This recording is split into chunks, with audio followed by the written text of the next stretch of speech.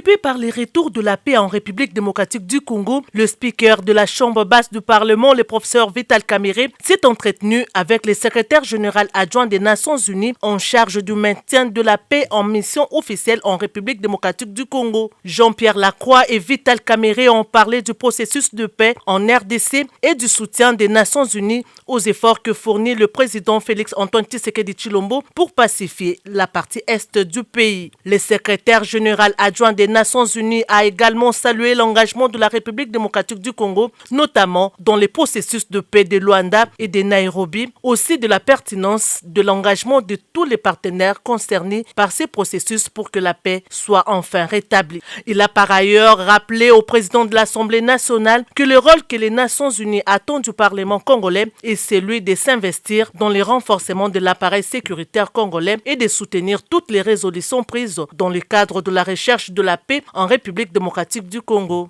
Il y a des centaines de milliers de personnes qui sont protégées par les Nations Unies, la MONUSCO, les agences humanitaires, les ONG. Et ces populations, elles ont besoin, et elles le disent d'ailleurs, d'un soutien continu. En même temps, évidemment, le renforcement de la présence de l'État congolais, et c'est évidemment notre objectif,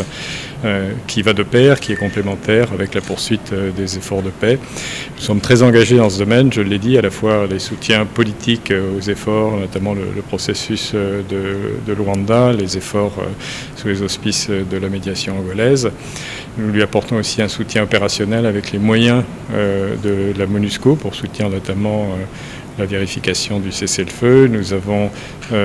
demandé et obtenu au Conseil de sécurité qui nous donne un mandat pour soutenir davantage, avec les moyens de la MONUSCO, la force de la SADC, la SAMI RDC. Donc vous voyez qu'il y a un ensemble de tâches qui concourent tous au même objectif, qui est de faire revenir la paix, une paix durable